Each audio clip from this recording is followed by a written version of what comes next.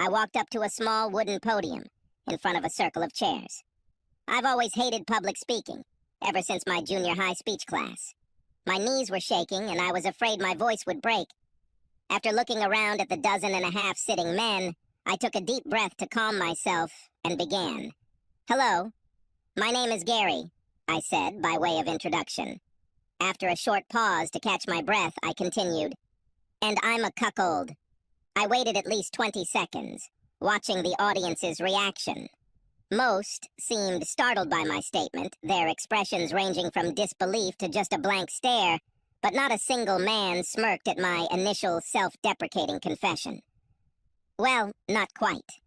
But the fact that I have this stigma on me infuriates me beyond belief. This is my second meeting, and I've listened to half a dozen of your stories, so I decided to share mine. Unlike most of you, I'm still married.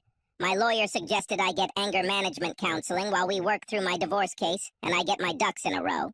So far, it seems to be helping. At least I haven't killed anyone yet. This was met with smiles and quiet laughter.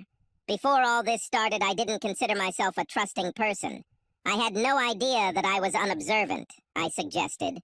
I sincerely considered myself a loving husband, hoping that I would soon become a proud father. I never considered myself a victim. I also never considered myself a failure. I was never at the top of anything I did, but I wasn't one of the losers, or anyone who came close. In high school, I was in the top third of my class academically. It was the same in college. I graduated from college with a 3.4 GPA, which was more than enough to get me into graduate school, where I again did well working as an accountant. Upon graduation, with a little more experience under my belt, I landed a good job as a licensed accounting specialist and thought I was on a solid path to success. Then, the rug was pulled out from under my feet. Academic and then financial success are one thing, but when something that defines who you are is ripped away from you, it's the worst thing a person can face, I said. When your wife tells you that you are not good enough for her, well, maybe not directly or verbally, but rather in practice, it is destructive. I started hyperventilating. I grabbed this little platform and held onto it like a life raft in a stormy sea. "Sorry, I got a little off target," I said, regrouping. The two men in the front row gave me a thumbs up and nodded to indicate that they understood me and that I could continue. "Let me look back," I said.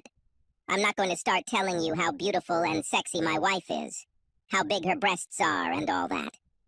I'm not going to describe our sex life and say that it was super hot, and we had passionate sex every day.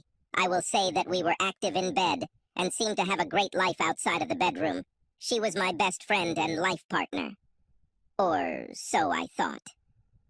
Ava and I met in college the semester before I received my bachelor's degree. Everything worked out for us, and we got married the following summer. I immediately got a decent job as an accountant, so I could pay for her education. Then, after the year of work experience I needed, I finished my degree, and Eva became a paralegal. Recently, she announced her desire to go to law school. I snorted. Good luck to her with that. I won't pay for it. This caused a few chuckles from the audience. With 2 college loans, we didn't have kids or even buy a house until we both felt we could afford the expense, I said. Last year, after 5 years of marriage, we bought an old 4-bedroom house and I completely remodeled it. I gutted the interior and even changed the floor plan to suit us. I turned it into what Ava and I envisioned as our future home. My older brother is a contractor who specializes in renovating old houses and turning them into dreams for his clients. I worked for him every summer while I was in school, so I felt I had the skills needed to gut the house and rebuild it to be the best it could be. My brother helped me when I started, and even talked his subcontractors into giving me special rates for jobs that weren't in my area of expertise. Of course, some of these contractors were already my accounting clients, so some of the work was quid pro quo. In other words, I don't have a lot of money tied up in the house itself, but if I were to sell it now, it would be worth 3 times what we put into it. Ava received her dream home and seemed excited and pleased. 6 months ago, she announced that she was ready to get pregnant, and it was only 2 months before she announced that she had a child. I should have been in 7th heaven, and at first I was. The fact is that the child is not mine. Or at least I'm pretty sure it's not mine, and at this point, I sincerely hope I'm right, I admitted. I don't know exactly how long my wife has been cheating on me, but looking back, I suspect it was at least off and on for most of the last year. She had plenty of time to cheat while I was working hard as an accountant and renovating our future home in the evenings and on weekends. Now, I'm sure many of you are wondering how I found out about Eva's adventures. I got a few nods. Nothing like some of you. No late nights, quick showers when the woman got home, men's underwear under the bed, or anything like that. It all started with a simple phone call. I overheard her talking to someone on the phone while she was in her bedroom and thought she was alone. They were talking to someone about what they needed to pack for an upcoming business trip. Hearing Eva's voice, I assumed she was talking to a woman. What caught my attention was that Ava was discussing with this woman a list of toys to take with her, and that she was worried about sex with her boss in the later stages of her pregnancy. She said something like, "Yeah, I know you told me it's trendy to have sex until a few weeks before giving birth. But this is my first baby. I haven't had two yet like you. Of course, I don't want to upset Doug." Now I know Doug is her boss's name. I've listened to this conversation dozens of times over the past few weeks. I recorded it on my mobile phone. I turned to the security specialist my brother uses for help. He set up a couple of cameras and recording devices, and also provided several that I could put in her purse and briefcase. While I was at work, I caught her cheating in my bed a few times and had some interesting audio conversations. She has sex with both her boss and her secretary, often at the same time. The secretary is married and has a couple of children. From what I understand, the three of them do it as a threesome whenever they can, and the boss often has sex with one or the other woman at work. It's amazing how they even work, apparently. I want to tell you something the doc asked me about. He asked me to try to get inside Ava's head so I could understand her motivation to step outside our marriage for sex. Perhaps she was upset by our long separation and needed physical and emotional contact to compensate for this. Well, I'll tell you the same thing I told him. I don't care. She changed. It's as simple as that. If she had felt lonely, she could have easily said something, asked for a little more time for us, but she didn't. She decided to go and change. The reason is debatable. Okay, that's almost all I have. Thank you for letting me vent. Now, I'm in the process of divorcing this bitch. This morning, she left for another meeting out of town with some corporate client. And yes, the boss and secretary are coming too. I finished my speech. Before I had time to move away from the podium, one of the men, a large, burly man, spoke. "Why didn't you go and trample this guy?" Of course, I have no idea who did it since I wasn't there and I have a good alibi. But the guy who seduced my ex got his jaw broken. Nobody saw anything. Random attack, cops say. There was laughter all around. I told them I hadn't even met my soon-to-be ex-wife yet. I still had plans. They looked at me incredulously. The main reason why I attend these meetings at all is to control my anger. Oh, I can say that I've imagined using a baseball bat or even putting a few bullets in Doug's ass. But I'm not going to risk going to jail. And all this nonsense about how I have to fight for my woman like a man is just nonsense. She's not my woman if she doesn't want to act like that. I haven't touched her since the night I overheard that conversation, I said. I got COVID. That same evening, I tested positive and have been sleeping in the guest room in quarantine ever since. In fact, I may have the record for a positive test. In 3 weeks. Actually, I looked online, and it says that in some cases, I can be positive for a month. And with the pregnancy, it's just safer for me to sleep in another room. I chuckled. I got a few smiles and thumbs up. I walked away from the podium.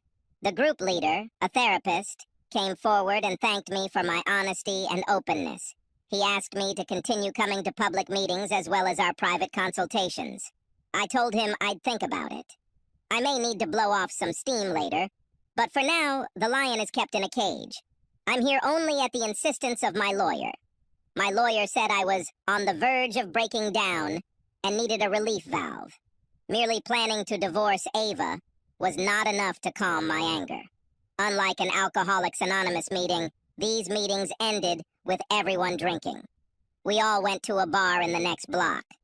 So you didn't even tell that bitch that you know she's cheating? One guy asked incredulously. I shook my head. Damn, I exploded, slapped my wife, and then kicked that asshole out the door? Of course, she told me she was going on a date with a guy when he walked in the door behind her. He stood there grinning as she told me she was leaving and probably wouldn't be back until the next morning. If he hadn't been so damn fast, I could have killed him. I was kicking in his car door trying to get to him when the police arrived. That's why I go to these meetings. Court ordered to deal with anger. What about these other guys? I asked. Are they in the same boat? The reason I ask is because some people seem to enjoy hearing my story. I wonder if among them there are those who came for prospects. The guy looked at me blankly and asked, Prospects? Yes, you know, like in the old joke. A teenager goes to confession and admits that he had sex with a girl at school. The priest asks if it was Mary. The teenager answers no. The priest asks if it was Susie. Again, no. The priest asks about the third girl, Joanna. No again. Then the priest tells the child to say 10 Hail Marys. The guy goes outside and his friend, who was waiting, asks him what the priest said. The first one says, he told me to say 10 Hail Marys and gave me 3 good prospects. The other guys at the table laughed. Looks like you're a good guy, one guy said. If you want someone to kick some ass later while you're in church in front of a bunch of witnesses, let me know. I asked him how he knew I wasn't the cop who was setting him up. Because I sometimes work for your brother as a subcontractor. I remember seeing you at work a while ago. You probably won't recognize me because I used to have a big beard and long hair. Too noticeable, if you know what I mean. I made a mental note to ask my brother about this guy's story someday. And I told him that for now I was just putting everything together, as my lawyer advised. Then I will ask my wife to be served and continue. I limited myself to 2 bottles of beer. I was surprised by how much better I felt as I drove home. Maybe there really is something about it that allows people, even complete strangers, to know about your problems. Confessing or letting out your demons can be good for the soul, but I had work to do. I was on a mission. As I told the guys at the meeting, my soon-to-be ex-wife was away for a week with her boss and secretary June. They planned to be away all week to meet with some corporate clients. I suspect that the work will be completed in 2 days. I knew it was a farce, and I knew what they were up to long before they told me they can stay to attend the jazz festival next weekend at the company's expense. Ava was going to get some time off, so she'll have a few days off next week if I can get away from my books to spend some us time. I knew this was complete nonsense. 2 weeks later, I entered the meeting room, a little late. The others had already taken their seats, and the therapist was trying to start the meeting by talking about how letting out your inner demons verbally was better than venting physically and risking criminal or civil consequences. I didn't try to stand out, but as soon as I entered, the room erupted in cheers. Glad you're back, Gary. I know these guys want to hear the continuation of the story coming from the author himself, my therapist announced. Okay, I said, grinning, expressing the happiness I didn't feel inside. However, for now, I was happy. I walked up to the podium. A couple of weeks ago, I told you my story of grief. About how my wife cheated on me with her boss, maybe even pregnant with his child. Not only that, but the lawyer's secretary was also involved, and all 3 of them apparently enjoyed a threesome whenever possible. Well, today I'm going to tell you the rest of the story. When I told you guys what I knew, I didn't tell that asshole's wife or the other husband. Bitches nothing that I learned. Not that they didn't deserve to know, but I didn't want them to overreact and ruin my plans. I wanted to arrange for my wife's fiasco throughout her life, so I waited until Thursday evening of that week before telling any of them what our spouses had been doing while they were away. I apologized for the delay and explained the reason, and then told them that I was going to ask to serve Ava with a summons at the airport when they returned on Sunday afternoon. Then I suggested that they contact lawyers and mentioned the name of my lawyer. And he asked them not to call or write to their spouses and not report that they had been caught. When the initial shock wore off a little, we started talking. I learned that, as in my case, each traitor called home every evening and said how much he missed them and wished he could be home. We all knew that we were being fed all sorts of nonsense. At my urging, Janice, Doug's wife, decided to take her children to visit her sister and brother in Alexandria. She was going to trust them and ask them to come back and be with her when she faced her husband after his return. Apparently, this wasn't the first time he cheated. She has 2 teenage children, with whom she also had to tinker. Bill, the secretary's husband, was unable to take time off from work for the weekend. He runs the technical service department at a Ford dealership in this city. He promised not to call his wife, June. He said he wanted to strangle her to death without witnesses. I told him about this group and how it helped me suppress those same impulses. I laughed a little. Basically, I told both of them what I did with my finances and explained why. Removing half of our savings and checking account balances, etc. In my case, it was not much, but they admitted that each of them had a fair amount of money in their accounts. I told them I wasn't going to cancel my credit cards until the last minute, but would pay the bill from a joint account to make sure my wife paid her half.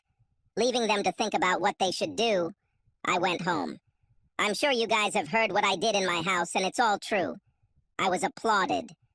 I made a half bow. Yes, I spent a week dismantling my house. By dismantling, I mean I took it apart but didn't damage any of the pieces. Some of you may remember from my previous explanation that I did most of the home renovation work myself, with a little help from my brother. What I did was give that job back. I swapped it. I had to leave the textured sheetrock and paint, but that, the carpet, and the air conditioning system are pretty much all I left untouched. I unplugged all the appliances and moved them away from the wall. The stove, dishwasher, refrigerator were unplugged, and even the wiring harnesses had been removed. Each part was carefully packed in a bag and attached to the device. I even took out the garbage disposal and left it in the middle of the kitchen floor and took the sink and faucets apart and removed them. I decided to keep the kitchen cabinets. I could take them apart, and did take a few apart, which 2 of us were able to lift easily after loosening the mounting bolts. But it was just to show my soon-to-be ex her beautiful kitchen. I also left the kitchen counters alone, since I was using a one-piece system that I couldn't rip off the wall without damaging. In the bathrooms, things were different. I drained the water and removed the toilets, disassembled the bath tubes, even removing the faucet handles again. We even scrapped the edges of bath tubes and sinks to remove plaster and cowlick. When we were finished, it looked like a pile of used plumbing fixtures. Only a few exposed pipes and cut-off valves stuck out from the walls. The jacuzzi and shower stall were left untouched, for the same reason I left the kitchen counters. I then took the bed and dresser apart as much as possible. Everything about the bed was simple. The mattress, springs, and everything else were easily disassembled and stored in the halwai. All I could do with the dresser was empty it. All of my wife's clothes were put away in our bedroom closet, which, of course, no longer had the beautiful louvered doors. Our furniture looked good and was actually very expensive, but like so much furniture these days, it was hastily put together. We bought most of the furniture unassembled. I took apart everything that was originally there. My wife didn't lift a finger to help collect them. The shelves lay in pieces on the floor. The chest of drawers that held my booze and all my wife's trinkets was in tatters, and all the fittings neatly packed away. I wanted to make sure nothing was damaged. The last to be removed were the ceiling fans and light fixtures from each room.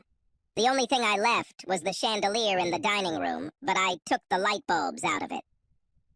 Oh yeah, I removed every switch and outlet in the house. We fixed the wires even though the electricity was out. I had to contract to install the air conditioning system, so I left it alone. I installed the water heater myself, but left it untouched. Now you're probably wondering what I did with all the things I pulled out of the closets, shelves, and walls. Well, I don't want any of these things because they will remind me of betrayal. So we laid them out on the floor in the bedroom. I mean, every plate, every glass, every little figurine was neatly arranged from the front of the cabinet to the door. You couldn't walk from the door to the closet without clearing a path first. Well, I took that back because the door was no longer there. There were no doors except the outer ones, which I left in place for safety. I have already explained that I am an accountant. So, I saved the receipts for everything we bought for this house. My wife and I paid for it out of our shared budget, so I was going to give her half of those fixtures and fixtures back. Just without the job or what I called the sweat equity I put into the house. My wife did virtually nothing except select equipment and help plan the renovation. I will want several mobile devices, such as a coffee pot, microwave, and the like. This will give my ex something to argue about. I got a few appreciative chuckles. By the time her plane landed at the airport, everything I had assembled or installed in the house had been dismantled. I received a call from the bailiff who served her with the divorce papers, and I sat down to wait for her to return home. June, the secretary, drove them to the airport in her van and dropped them off. My brother and I were waiting with a couple of neighbors who wanted to see more of the show. They had been watching me tear down the house all week and could confirm where I was and what I was doing. While we waited for the scammers to return home, we consumed the contents of my liquor cabinet and ate steaks from the freezer that I kept for myself. All other groceries were delivered to Eva's mother's house at the beginning of the week. I told her my freezer was out of order, but that didn't explain all the canned goods and condiments I had brought. The poor woman was too confused to ask what was going on. I knew that soon she would find out everything. June only stayed long enough to let Ava and Doug out of the van. It's a wonder why Doug even came home with her. I walked forward, leaving the others to watch from the side of the house as Ava climbed out of the van, followed by Doug, her lover. Both were ready to be perceived together. She screamed, waving the envelope they gave her. He was furious, demanded to know what lies I might have told his wife, and declared that he was going to give me a legal burial for slandering his character. I filed for divorce on the grounds of adultery and listed him as one of the parties. As you all know, the courts don't really care about the reason for divorce, but my application for adultery has shed new light on this issue. Or rather, it added a little awkwardness because it became part of public history. Around the same time, Doug's wife arrived with her sister. I knew Ava's arrival time because I had tracked her cell phone, so I called Janice and told her they were on their way. Janice already called me to tell me some of what she discovered when she returned home after a weekend away from home. She asked if I was at her house that weekend. I honestly told her that I worked a lot at home and hardly went anywhere except to my brother's to sleep at night. Apparently, she couldn't park in her garage when she got home. The entire driveway was littered with car parts. Not just parts, but parts that were her husband's beloved '65 Ford Mustang.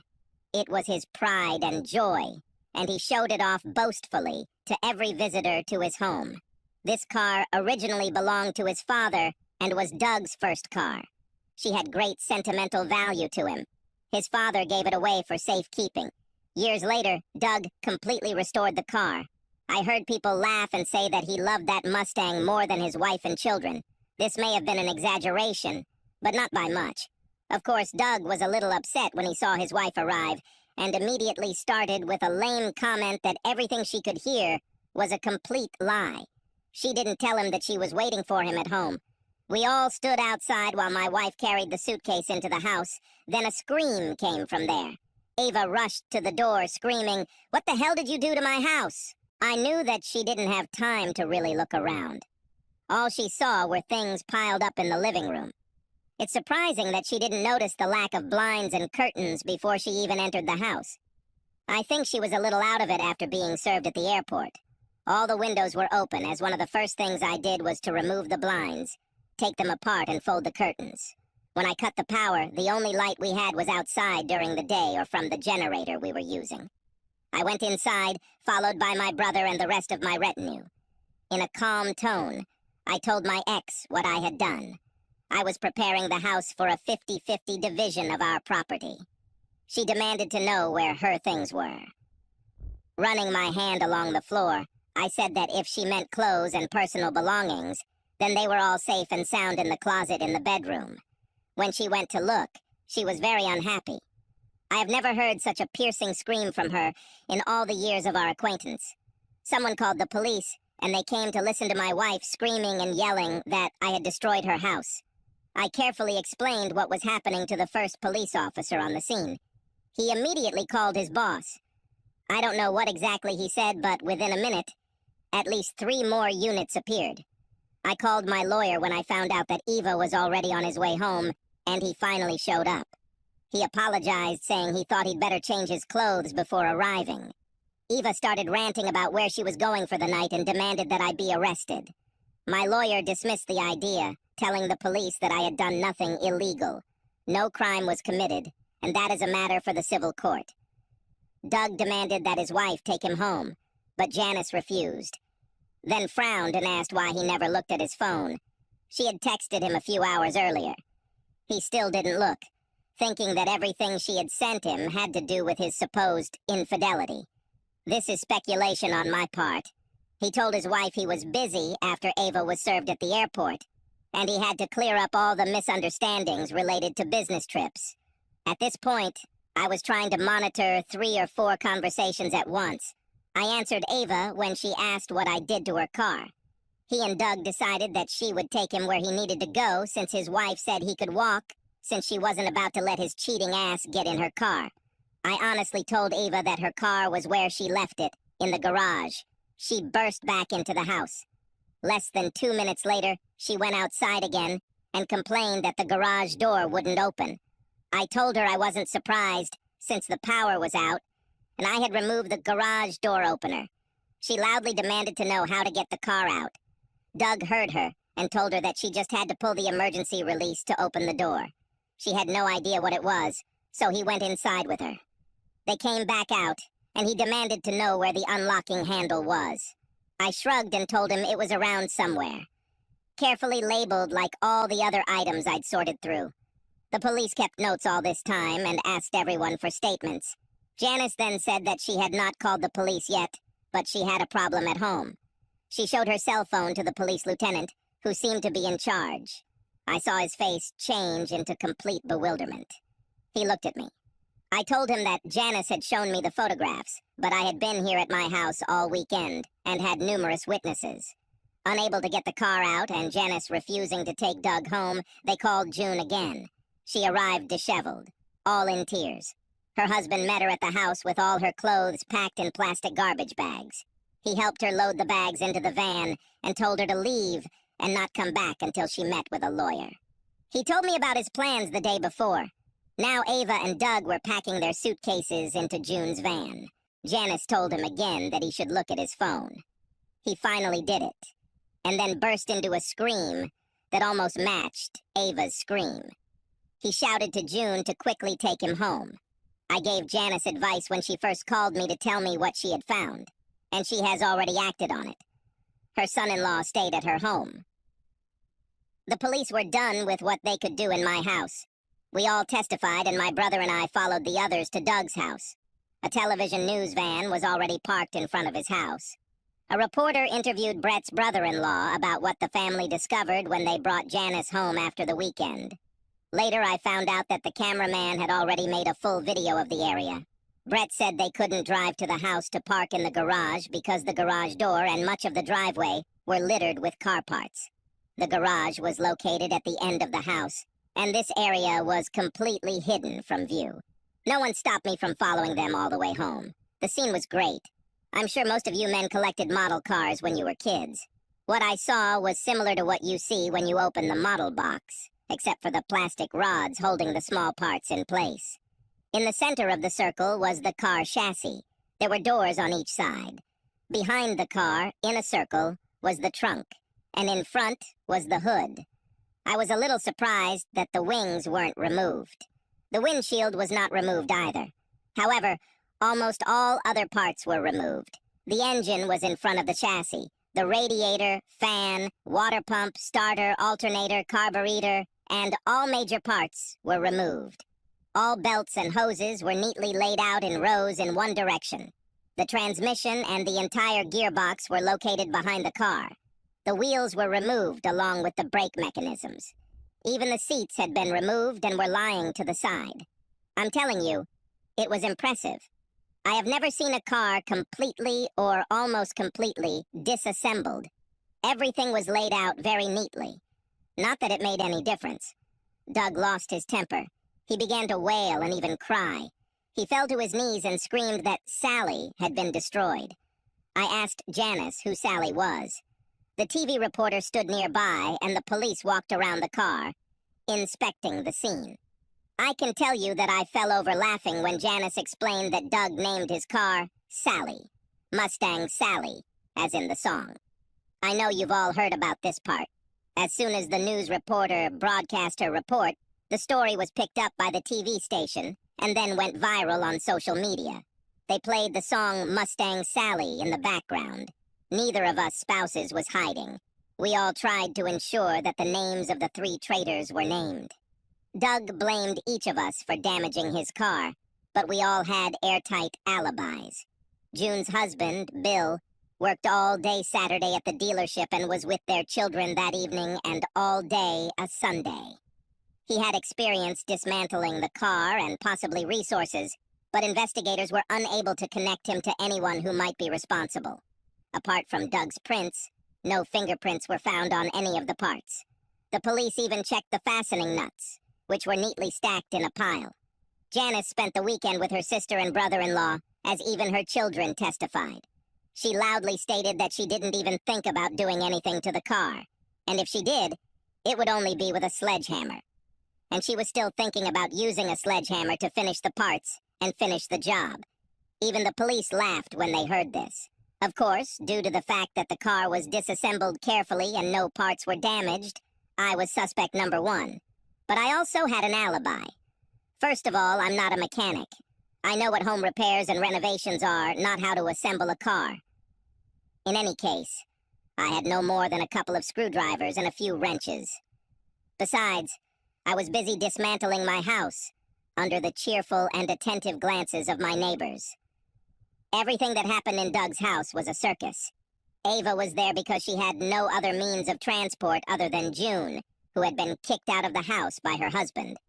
My father-in-law showed up soon after receiving a call from Eva. He stood with wide eyes, watching the extravaganza unfold. The reporter called me the next day. She heard what I did to my house and wanted to add it to her article.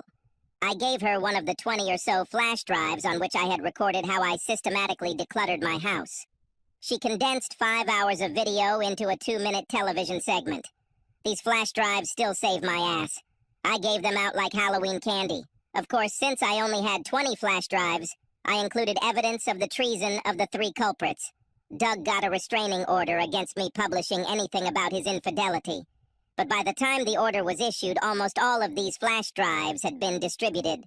I couldn't control when some of the evidence, including discussions of their affair and even videos of several of their meetings, leaked onto the internet. Even my father-in-law got a flash drive when he asked me if I was overreacting to perceived events. As of today, my status is still in limbo. I intend to insist that the divorce be finalized as soon as possible, but Eva wants to stay married for the sake of the child. The paternity test, which my wife initially protested against, showed that I was not the father of her unborn child. I had to pay extra to have the test expedited, but since the child is not mine, I will get some of my money back from general assets. Ava wanted to be able to discuss the matter privately and wait until the baby was born to do the test. But I made it so public that she had no choice but to agree to the test, despite her lawyer's advice. I have no idea what she plans to do or if Doug will step forward. He may not even be the father for all I know. It's not my concern. My wife found a lawyer who claimed that I destroyed my house. Mine, of course, claimed that I simply picked up my work, none of the components were damaged, and everything was ready for resale. From what I've heard, the investigation into who took apart Doug's Mustang has yielded no results. The working theory is that it should be a team of experienced mechanics, someone with the experience to remove the major components without leaving a complete mess behind. The oil, transmission fluid, coolant, and even the brake fluid were drained, and none of the parts were damaged during disassembly. Even June's husband, Bill, told investigators what would have to be done to dismantle the car like that. Components that could be damaged during disassembly, such as manifold covers and valve assemblies, were left alone. Bill told me privately that he wanted to hire these people because they were fast and clearly knew their stuff. He told me that as much as he liked it, he had nothing to do with dismantling the Mustang, and asked if I had anything to do with it. I honestly answered, no. Doug paid through the nose to pick up and store the parts.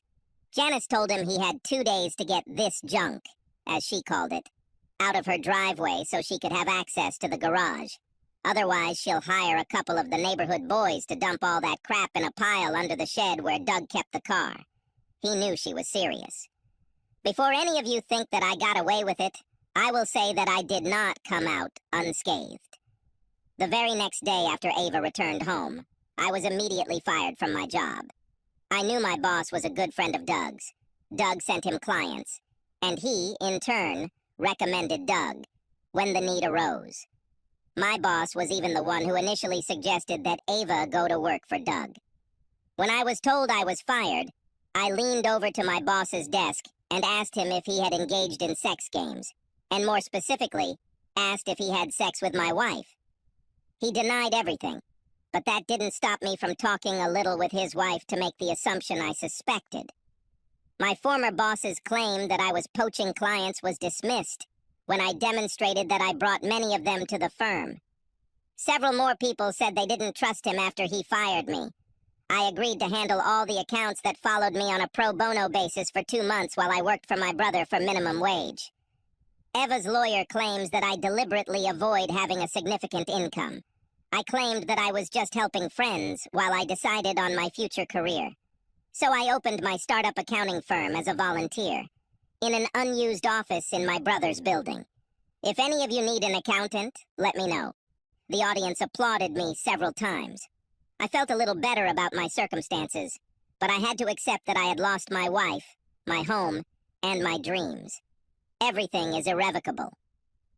3 weeks later, I came back to an anger management support group that some of us dubbed Cuckolds Anonymous. I walked up to the podium. I see a lot of similar faces here.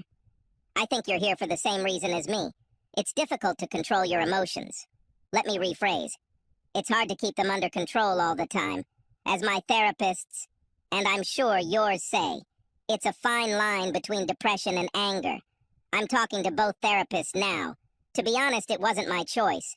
I know some of you had to come here because it was ordered by the court. I'm here because my daughter-in-law demanded it. We were all sitting at the dinner table, and my 8-year-old nephew asked loudly, "Uncle Gary, are you mad all the time because Aunt Ava was such a bitch?" Well, angry and bitch are keywords for my daughter-in-law. When asked where he heard it, my nephew pointed to me and said that he heard me talking to his father. My sister-in-law looked at me to correct the situation, so I very carefully said that using the word bitch was not very polite. But yes, I was very upset with Aunt Ava. And then I hit the top 3 keywords when he said, "Okay, I won't say that anymore. I like her.